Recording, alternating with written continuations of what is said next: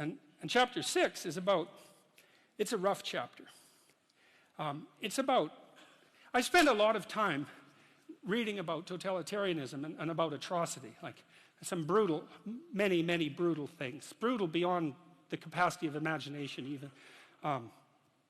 And I read a lot about individual criminals and serial killers and those sorts of people too, trying to get to the bottom.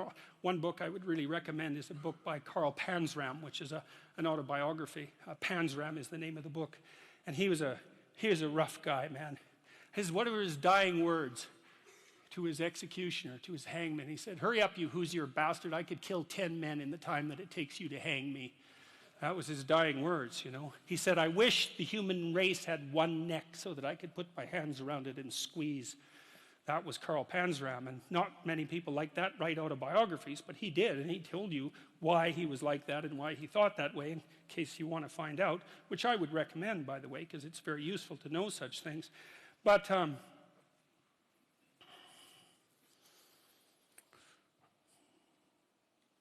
I have to remember why I told you that Panzram story.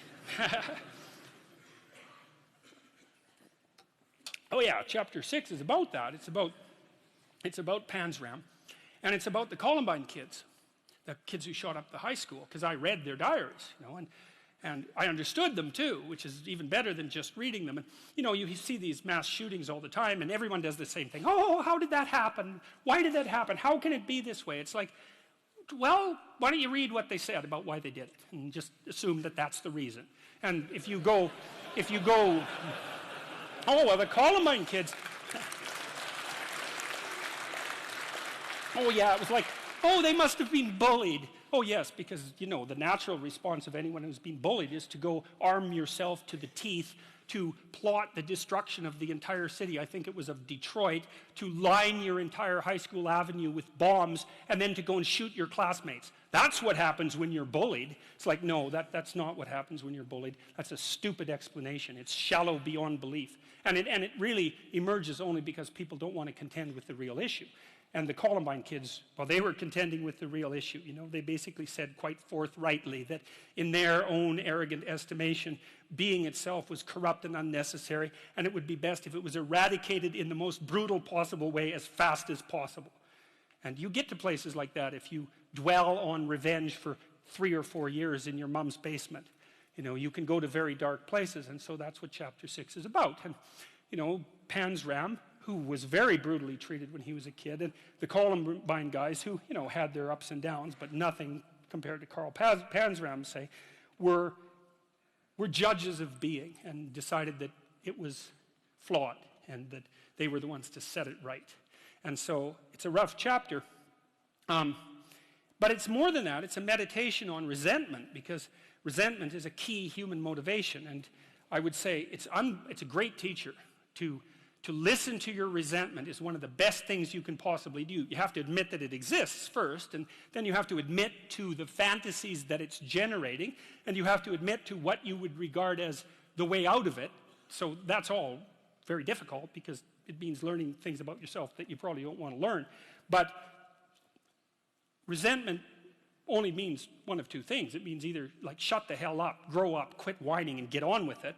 That's one thing it means. Or someone is playing the tyrant to you, might even be you, and you have something to say and do that you should say and do to put it to a stop.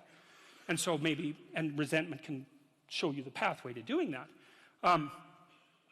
It's a meditation on resentment, and one of the principles that I extracted from that is, like, a resentful person wants other people to change. And if you're resentful, then your motivations aren't trustworthy. In fact, they're very, very dark. And that's why I went to the extreme with people like Panzram and the Columbine killers. Resentful people who want to change the world are not to be trusted. What should you do instead? How do you treat your own resentment? I would say, well, I read this great line in a T.S. Eliot play called The Cocktail Party. And in it, this woman comes up to a psychiatrist. I think this is in this chapter. And she says, you know, I'm having a really rough time of it. I'm suffering badly. My life is not going well. And then she says, I hope that there's something wrong with me. And the psychiatrist says, well, what the hell do you mean by that? And she says, well, here's how I look at it. There's either something wrong with the world, and I'm just in it and that's how it is. And then, like, what am I going to do about that? Because it's the whole world. Or maybe I could be fortunate and there's something wrong with me that's causing all this unnecessary suffering. And if I could just set it right. I could learn and I could set it right. And so, well, I've been thinking about that for a very long time. And I think, well, if your life isn't going the way it is, you can find someone else to blame, which is pretty convenient for you and also relatively easy. Or you could think, okay, I don't like life. I don't like the way my life is unfolding. Maybe I don't like life in general because it's tragic and tainted with evil. How do I know if my judgment is accurate? And the question is, well, have I really done everything I possibly could to set my life straight? Because maybe I shouldn't be judging its quality or the quality of life itself or being itself, for that matter, if I haven't done everything I possibly could to set my life straight. Well, so there's a task. Solzhenitsyn, who I'm a great admirer of Solzhenitsyn, his book, The Gulag Archipelago, was one of the things that brought down the Soviet Union. And he said that one man who stopped lying could bring down a tyranny. And, he said that with some authority. I think you could easily make the case that The Gulag Archipelago is the greatest book of the 20th century. I mean, there's other contenders, obviously, but he said when he was in the Gulag camps, meditating on how the hell he got there, and he had a rough life, man. I mean, first of all, he was on the Russian front at the beginning of World War II, and then he was thrown in the Gulag camps, and that was just the beginning of his adventures, man. He had a rough life. And he was in the camps, and he was thinking, what the hell? Like, how did I get here? What's going on?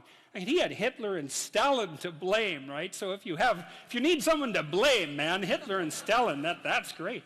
But that isn't what he did. He said he meditated for a while once he realized that he might have something to do with, in some strange way, with the way things turned out for him. And he said he went over his life with a fine-tooth comb in his memory. And he thought, okay, where did I go wrong? But by my own judgment, when there was a path in front of me, when did I take the path that I knew I shouldn't take? Because you all know that, right? Sometimes you don't know if what you're doing is good or if it's bad. It's just ignorance. You just don't know. But sometimes you bloody well know, and you do the thing you know you shouldn't do anyways. That happens a lot. And why do you do that? Spite is part of it, stupidity. There's all sorts of reasons, but you certainly know you do it. Solzhenitsyn thought, okay, well, what would happen if I took responsibility for where I am in this concentration camp, and then I went over my whole life and tried to figure out all the things I did that were wrong by my own estimation that increased the probability that I would get here, and then what would happen if I tried to set them all right now in the present? And that's why he wrote the Gulag Archipelago. And one of the consequences of that, as I said, was it sped the dissolution of the Soviet Empire. So, hey, that's not bad, eh? Like, you make a real confession, you really repent, you do your penance, which is writing this book, and you completely change the geopolitical landscape of the world. It's like, and that's worth thinking about, because it's not only Solzhenitsyn who did that. Nelson Mandela did something quite similar. It's not so impossible. And so the idea that what you should do if you're feeling resentful about the nature of being or suffering too much for your own life, let's say, is straighten the damn thing out. Like, seriously, try it for a year even. Try it for a week. Try not doing the things you know you shouldn't do. Try not saying the things you know to be false. And just watch what happens. You might as well give it a shot, right? Because you say, well, I'm all in for a year. I'm going to do things right. And then I'll just stand back and I kind of watch how things unfold. And maybe I'll reconsider at the end of that year. It's like, try it. Try it. I mean, I would say I've had thousands of letters now from people who are saying, hey, I tried that, and hey, it worked. I quit lying and everything quit. Do you ever see that Simpsons episode where Sideshow Bob keeps stepping on the rake over and over? It's like his whole yard is littered with rakes, and all he does is walk around and step on, and then curse. Steps on a rake, it hits him in the face, and he curses. And then he steps on another rake, and you know what I mean. Stop doing that. Exactly. Yeah.